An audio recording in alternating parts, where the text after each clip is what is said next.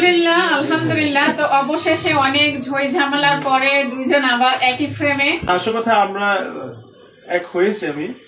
আমি যাই হোক আর বিথি যে মামলা করেছিল সম্পূর্ণ সে উইথড্র করবে, নিজের মুখে স্বীকার করেছে।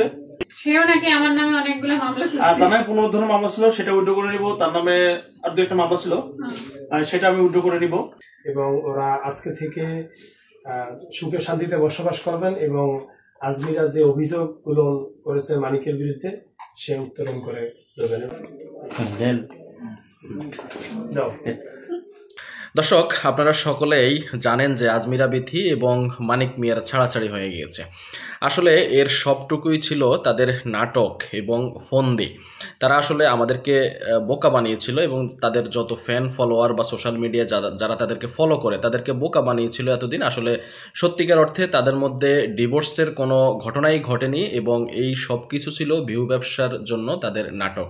সেটি প্রকাশ পেয়ে গিয়েছে আজকে তাদের আবার নতুন করে বিবাহ বন্ধনে আবদ্ধ হওয়ার মাধ্যমে। তবে এবার তারা 1 টাকা নয়, 2 টাকা নয়, 1 লাখ নয়, 2 লাখ নয়, বরাবর 40 লক্ষ টাকা কাবিন দিয়ে আবারও বিয়ে করেছে এবং তারা বলছেন যে তাদের 2টি সন্তানের ভবিষ্যতের কথা তারা চিন্তা করে তারা বিয়ে করেছে। তাহলে প্রশ্ন হলো তারা কেন 40 লক্ষ টাকা কাবিন করেছে? দর্শক, এই বিষয়ে একটি ভিডিও তারা তাদের ভেরিফাইড ফেসবুক অ্যাকাউন্টে পোস্ট করেছে। এখন সেই ভিডিওটির আমরা বাকি অংশটুকু দেখাবো। শুরুতে কিছুটা অংশ বিশেষ আপনাদেরকে দেখিয়েছি। আমাদের সঙ্গে ধৈর্য সহকারে যুক্ত থাকুন, ভিডিও শেষে আরো আলাপ করব, সঙ্গে থাকুন।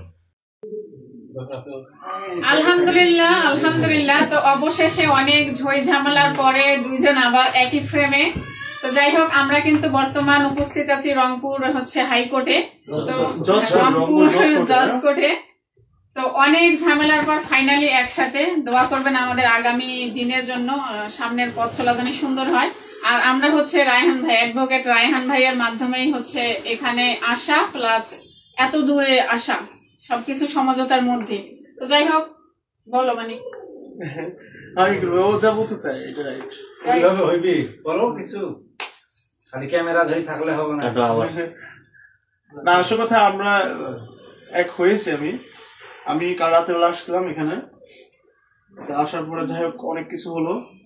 তারপর আমরা জজ কোর্টে আসি রংপুরে আসার পরে আমাদের রায়হান ভাইয়ার হেল্প অনুযায়ী অনেক বুদ্ধি দেয় আমাকে যে সংসার ভাঙা না ভাঙাই ভালো। তারপর ভাইয়ার ওসিলাতে আমাদের এক হয়ে গেলাম আমরা আপাতত। যাই হোক আর বিথি যে মামলা করেছিল সম্পূর্ণ সে উইথড্র করবে, নিজের মুখে স্বীকার করেছে। আমার প্রতি যাবতীয় যা মামলা ছিল সব উইথড্র করবো। সেও নাকি আমার নামে অনেকগুলো মামলা করেছে। আর তার নামে পুনরুদ্ধার মামলা ছিল, সেটা উইথড্র করে নিব। তার নামে আর দু একটা মামলা ছিল, সেটা আমি উইথড্র করে নিব।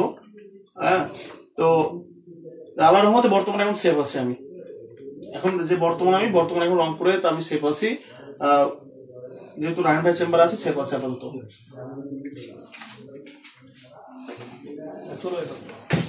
সম্পূর্ণ নাম লেখো। হ্যাঁ, তোমার নাম লেখো এখানে।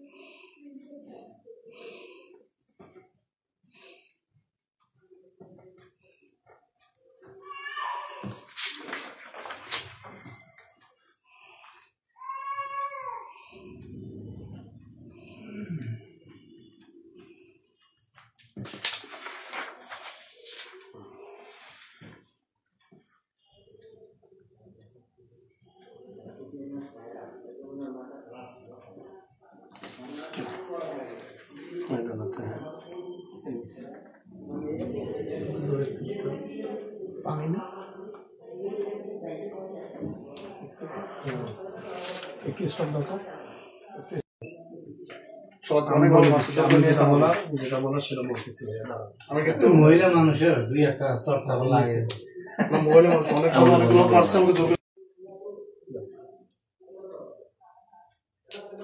এখন বিথি দিলে তুমি একটু শুনো, বিথিটা ভিডিও করবো।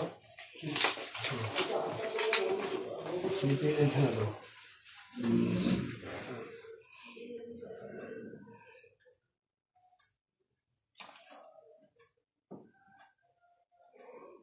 হ্যাঁ, দেখো, সমস্যা নেই।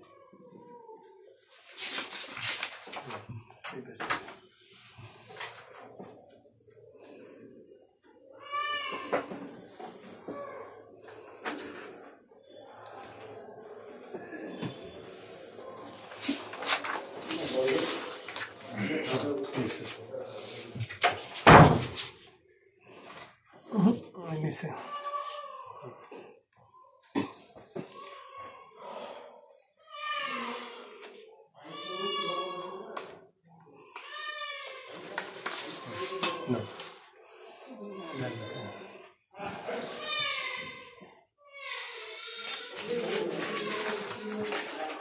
না না টান হতে ঠিক না, টান হতে ঠিক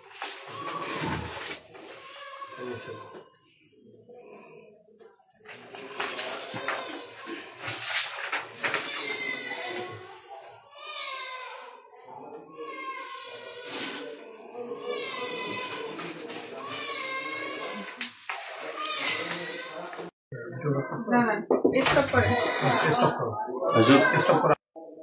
আলহামদুলিল্লাহ, আমরা সবাই অনলাইন জগতে আমাদের এই মানিক এবং আজমিরাকে আমরা চিনি। আজমিরা এবং মানিকের যে দ্বন্দ্ব হয়েছিল, সেই আজমিরার আইনগতভাবে পরামর্শ এবং আইনগতভাবে সেবা, ওর যাবতীয় মামলাগুলো আমার দ্বারা দায়ের করে এবং আমি দেখি। এবং আজকে সকালবেলা মানিক এবং আজমিরা ওরা দুজনেই আমার চেম্বারে আসেন এবং দুজনে এসেই বলেন যে ওদের মধ্যে আপোষ মীমাংসা হয়ে গেছে এবং ওরা আজকে থেকে সুখে শান্তিতে বসবাস করবেন এবং আজমিরা যে অভিযোগগুলো করেছে মানিকের বিরুদ্ধে সে উত্তোলন করে দেবেন। আমরা দোয়া করি এবং আশা করি দুজনেই সুখে শান্তিতে। আমি একটু কথা বলি। রংপুরের মধ্যে আমি কোনো উকিলের সাথে আসলে আমি লয়ের সাথে আমি কথা বলিনি, তবে একজনের সাথে কথা বলেছি, যথেষ্ট ভালো মানুষ। আর আপনারা যে রংপুরের মধ্যে আছেন আশেপাশে, রায়হান ভাই অবশ্যই কমিউনিকেশন করতে পারেন। উনি যথেষ্ট ভালো পরামর্শ দেয়। উনি কোনো বিচ্ছেদের মতো যান না, মানে যান নাই বলে ভুল, কথা বলতে চায় না, কিন্তু সম্পূর্ণ অ্যাডজাস্ট করার চেষ্টা করে। ভাই কিন্তু যথেষ্ট একটা ভালো মনে। আমার যতটুকু, আমি নতুন মানুষ কিন্তু আমাকে যথেষ্ট পরিমাণের সময় দিয়েছে। ইনশাআল্লাহ আমার আজও মনে থাকবে, আমি আবার এসে তার সঙ্গে দেখা করবো। ঠিক আছে, মিষ্টির একটু আয়োজন করছে আমাদের চেম্বার থেকে, তোমাদের একটু মিষ্টি বক্তব্য। Thank you.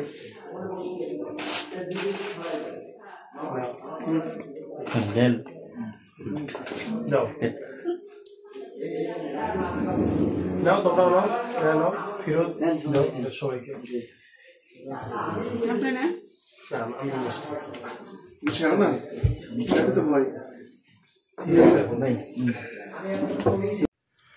প্রিয় দর্শক, নিশ্চয়ই দেখেছেন তারা দুজন আবার কিভাবে এক হয়ে গিয়েছে। এখন তাদের ভাষ্য হচ্ছে তারা দুটি সন্তানের ভবিষ্যতের কথা চিন্তা করে তারা এক হয়ে গিয়েছে। তাহলে আমাদের প্রশ্ন হলো যে তারা এতদিন ধরে কেন এত নাটক করেছে, কেন তারা বিহু ব্যবসার নামে আমাদের সাধারণ মানুষদেরকে বোকা বানিয়েছে। সোশ্যাল মিডিয়ায় এখন আপনি কাকে বিশ্বাস করবেন? তাদেরকে নিয়ে কত মানুষ কত সিম্প্যাথি দেখিয়েছে, কত আবেগ দেখিয়েছে। সবাই আজমিরা বিথির পাশে দাঁড়িয়েছে, অনেকেই মানিক মিয়ার পাশে দাঁড়িয়েছে। আসলে তাদের সবটুকুই ছিল সাজানো নাটক এবং একটি সাজানো গল্প। তারা পূর্ব থেকেই পরিকল্পনা করেছিল এবং দুজন আলাদা আলাদা করে ভিডিও বানিয়ে তাদের দুজনের ফেস কিন্তু তারা তুলে ফেলেছে এবং তারা সেখান থেকে লক্ষ লক্ষ টাকা হাতিয়ে নিয়েছে। তো এটি যখন তাদের উদ্দেশ্য থাকে, সোশ্যাল মিডিয়া আপনি আসলে কাদেরকে ফলো করবেন? যাদেরকে আপনার আইডল হিসেবে মানেন, যাদেরকে আপনি আপনার আবেগের জায়গায় রাখেন, যাদেরকে আপনি এত বেশি পরিমাণে ভালোবাসেন, পছন্দ করেন, তারাই যদি এই কাজগুলো করে থাকে, সোশ্যাল মিডিয়া আপনি কাকে বিশ্বাস করবেন? কাউকে আপনি বিশ্বাস করতে পারবেন না। তারা সোশ্যাল মিডিয়ায় গত 1 মাস জুড়ে যে কান্নাকাটি করেছিল তার সবটুকুই ছিল অভিনয়, যেটি এখন তাদের নতুন করে এক হয়ে যাওয়ার কারণে সেটি স্পষ্ট হয়ে উঠেছে। আমরা আসলে তাদেরকে বলতে চাই, শুধু বলতে চাই না, আমরা তাদেরকে ধিক্কার জানাতে চাই এরকম নিন্দনীয় কাজটি করার জন্য। সোশ্যাল মিডিয়াতে ভাইরাল হওয়ার জন্য তারা যে নাটকটা করেছে, তারা যে রঙ্গলীলাটা দেখিয়েছে, সেটি আসলে কোনোভাবেই আমরা মেনে নিতে পারতেছি না। যারা তাদের জন্য মায়াকান্না করেছেন, যারা তাদের জন্য আবেগে গা ভাসিয়েছেন, তারা এখন কি বলবেন? যারা তাদেরকে নিয়ে, বিশেষ করে আজমিরা বিথির পাশে যারা দাঁড়িয়েছেন, আজমিরা বিথির মায়াকান্না দেখে, নাটকীয় কান্না দেখে যারা তার পক্ষে কথা বলেছেন, সাফাই গাইছেন, তারা এখন আসলে আসলে কি বলবেন সেটি হচ্ছে দেখার বিষয়। দর্শক, এই বিষয়ে আপনার মন্তব্য কি আমাদের কমেন্টস বক্সের ঘরে লিখে জানাবেন। আজকের ভিডিওটি ভালো লাগলে ভিডিওতে লাইক দিবেন, শেয়ার করে অন্যকে দেখার সুযোগ করে দিবেন এবং আপনি আমাদের চ্যানেলে নতুন হলে চ্যানেলটি সাবস্ক্রাইব করবেন। ধন্যবাদ সবাইকে, ভালো থাকবেন সবাই, সুস্থ থাকবেন সবাই। ইনশাআল্লাহ পরবর্তী ভিডিওতে আপনাদের সঙ্গে দেখা হবে। সে পর্যন্ত আপনাদের সকলের সর্বাঙ্গীন মঙ্গল কামনা করছি এবং বিদায় নিচ্ছি। আসসালামু আলাইকুম।